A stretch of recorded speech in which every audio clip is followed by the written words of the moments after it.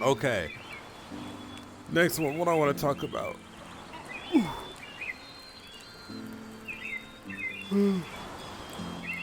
I'm also thinking about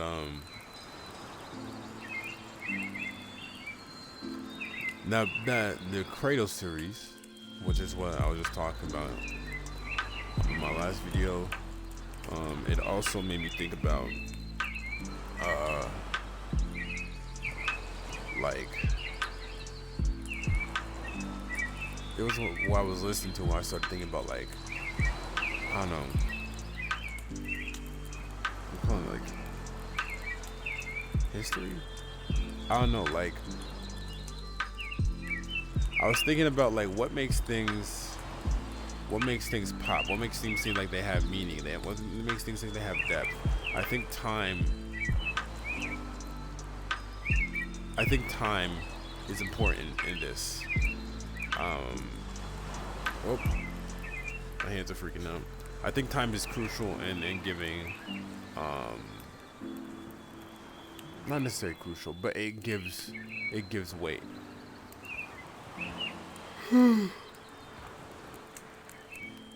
both real and well, I guess perception, but like, there's you can have. Yeah, I think time is a. I just repeated the same thing 3 times. I think you can, if you talk about something, in a way that makes it seem like it's been there for a long time, in fiction, or just even in, it doesn't even have to be fiction, even real life. If something is spoken of, like it's old, and it has power, then it'll feel like it has that power. It doesn't matter how long it is. People talk about it the way like it's been like forever, or like it's important, or like it has that weight. If you don't have any other information, it will feel important. I feel like one element, or one piece of media that like really set this in my mind, like it was years ago, was I was watching the episode of Doctor Who where these people were fighting in this war. It was 2 sides of clones, and they were fucking fighting each other to the death. They were fucking murdering the shit out of each other. These 2 sides of clones, these 2 forces, and they're like, well, this war is fucking. What was it? This war is so crucial. This war, they did such horrible things to us. Those evil bastards. We will never die, and we will never stop hating them. Fuck those pieces of shit. And it's like these clones, they fucking hated each other. They're like their clones were being spawned in that cloning vat and dying at rates so fucking high. And then the doctor and his partner, I forget which one it was. It was a blonde one, I think. They find the logs to the space station that these people are fighting on, and it's like, bruh, it's been 2 days. It's been 2 days, right? But these motherfucking clones, like all the original clones, they've been dead. They've been dead for 2 days. I was gonna say for a long time. Now it's been 2 days, but they're fucking dead. And these clones, they come out the fucking vet. Like, what's going on? And they're like, our progenitors, our originals are dead. We're all that's left. We must go. And it's like, it seems like some great ancient thing. It feels important. And so they act like it's the end all be all, but it's not. It's not necessarily. But I'm saying that just in stories, in fiction, and in real life, in a lot of things, and really in all of human life, if you make it seem like it's fucking old and ancient and important, people will ascribe more meaning to it. I think what's even more powerful is well, not even more powerful. Is it? I don't know. I'll have to think on that. But another one I guess in terms of enjoying fiction and enjoying media, I think it is definitely more powerful. I don't know in the realm of the whole realm of human life. I'm unsure, but media is when something is when time is felt by you. You're not just told, but you've experienced it. And I think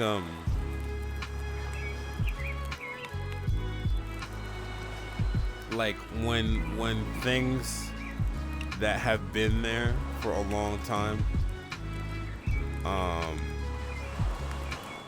change, it hits you more, because if you've been aware of something for an extended period of time, but then it changes and it was just like something in the background you didn't notice and it's recontextualized, that's much more powerful. Like for instance,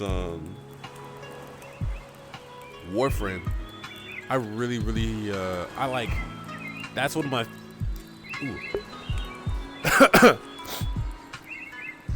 excuse me. Warframe is one of my like narratively, I mean I haven't played that shit in like a year or two.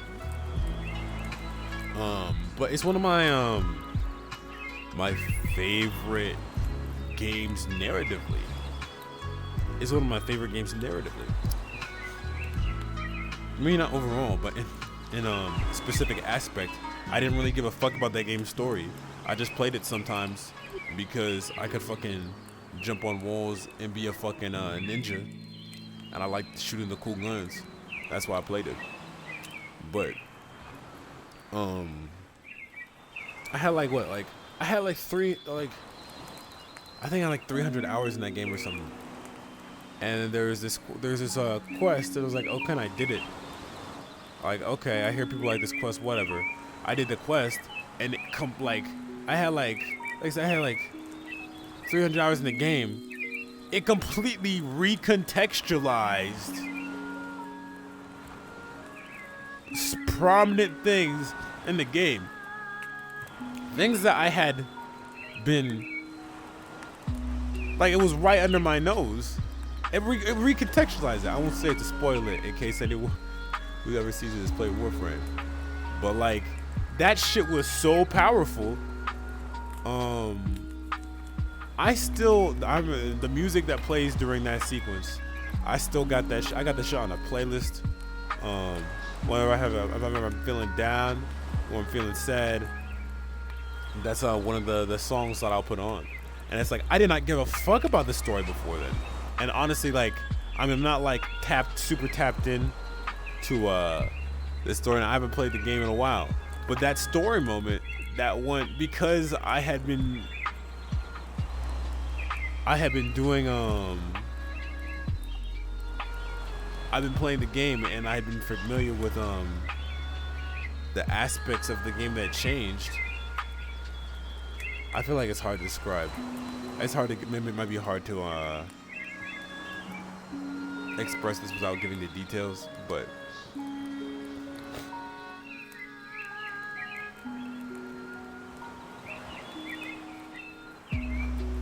yeah, fuck it. If you ever, spoilers for Second Dream, a quest in Warframe. Basically, like, you're running around with these Warframes. I'm running with these Warframes, these fucking like organo robot suits, right?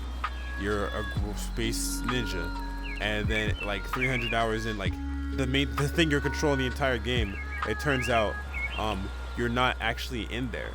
It's actually a robot that's being remotely controlled. It's being remotely controlled by you, who is actually like a cryogenic child, a child that's like being protected in a cryogenic chamber. And in the quest, you have to rescue yourself. And you open up you open up that thing, and you see yourself, and you're like, what? And like, because you have to, I think I said, you have to protect yourself from being assassinated by someone. And just like the realization that like because like nobody knew that you were in the suit, but actually you weren't in the suit and you're just a kid. And like, it was so well executed. That was so well executed. Like I said, no fucks given. I guess not really much fucks given after, but that moment hit me. Simply because I've been playing the game for so damn long. And it, now I'm just saying the same thing over and over again.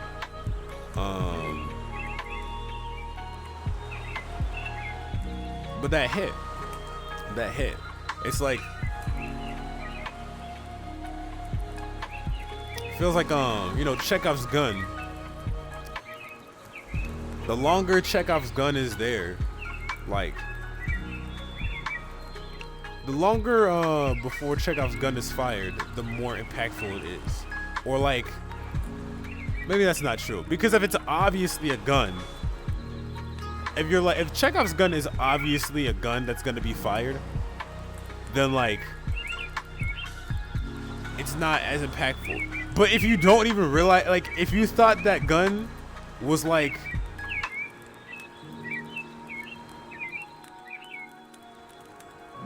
it's like Chekhov's gun was there the whole time, but you thought it was like a sculpture. Like there was a sculpture of some cowboy. And then like someone just walks up, pulls the pistol out of his fucking holster, and then shoots it. You went, that was a real gun? Like that's how it feels. It was in plain sight the whole time. I think about that. But I'm also fascinated. I'm fascinated with recontextualization. I guess in my last video, I talked about Cradle and the recontextualization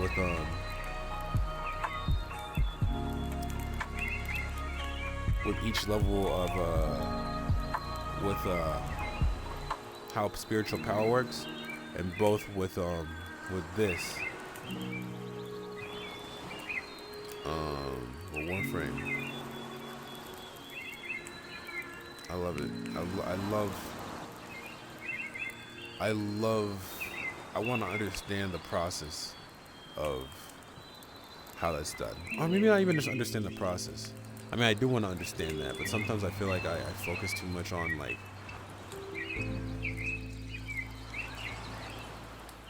trying to just explicitly express a process. I'll take intuitive understanding. It doesn't have to be an explicit understanding, but I wanna feel it in my bones. Really, I guess that's what I want to feel. I want to feel the understanding in my bones.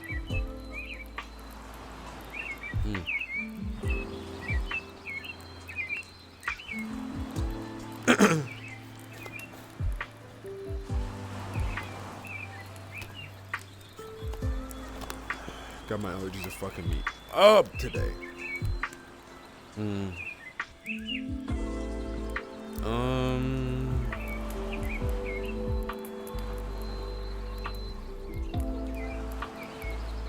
But I strayed so far. But yeah, that's what I was talking about, time. But just and how it affects meaning, and how important something is, or how important like events, people, places, items. In the same way that like,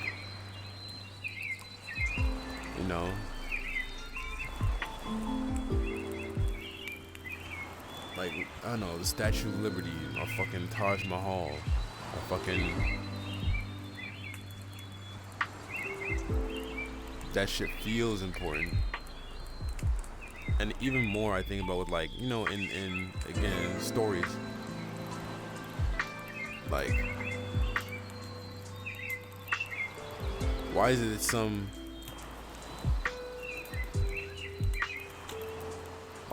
items or some places feel fucking legendary, and mundane. And I feel like that has a part to do with it. Not the only thing. How long have we been recording?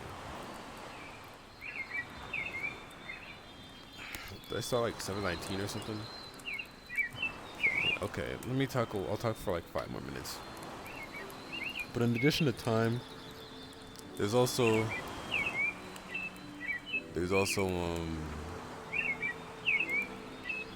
aesthetics, I think. Aesthetics. That's very broad. I feel like everything is aesthetics. Like in my brain, every time I keep going, oh yeah, that's aesthetics.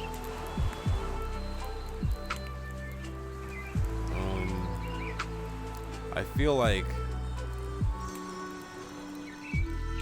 aesthetic is another component to stuff feeling meaningful. Because the aesthetic, the forms, we have a history. We have histories of, well, two things. One, there are some things that feel like fundamentally hard-coded into like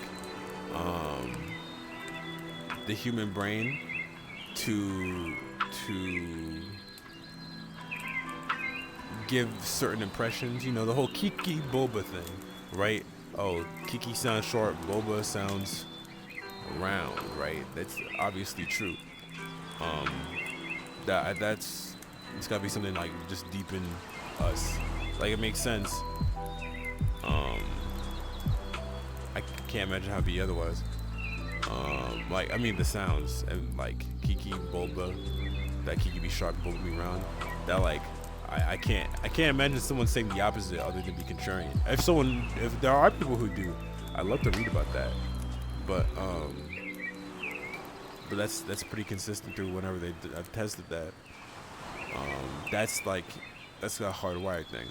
But then also we have histories like of terms and words and symbols and iconographies and like the wealth of representation that comes from the history of culture and like thousands of years of human civilization.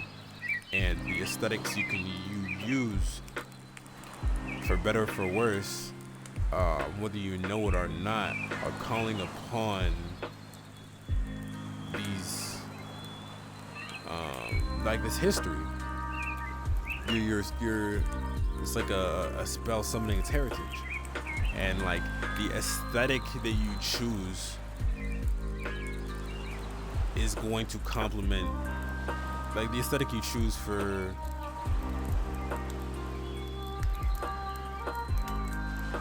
I guess I'm thinking an object in this case, but it doesn't even have to be an object for like a story or a movie or I don't know.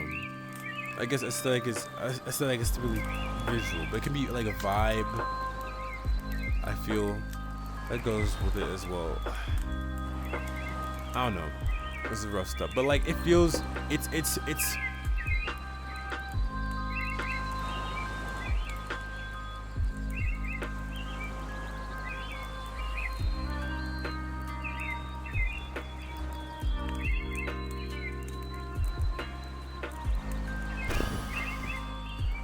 Like I said, it feels like you're summoning something from our heritage. It's going to have its own implications. It's going to have its own associations. And the associations that you call upon with how you choose to represent yourself or an object or whatever concepts, whatever you're thinking about, whatever you want to represent. How the aesthetic, it's a part of how it feels, how it is perceived, will color it.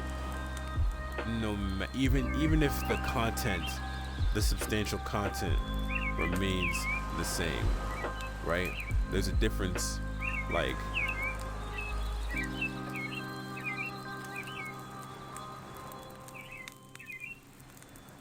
all soldiers wear uniforms, but depending, like, there's a difference between like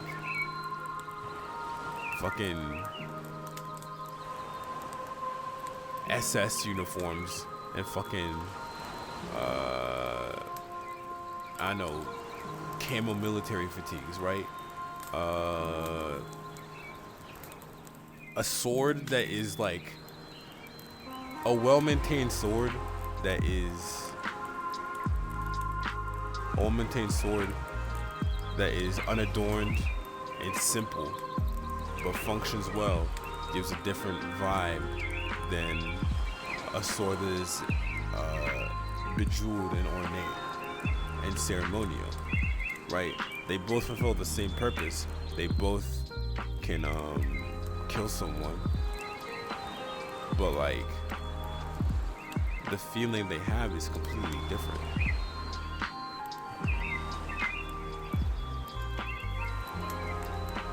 And how they're presented. And even then, another like depending how they're presented, that changes it further. It's damn it. I told myself I'm gonna do 5 more minutes, so I can't. I won't go longer. I gotta get ready for work. But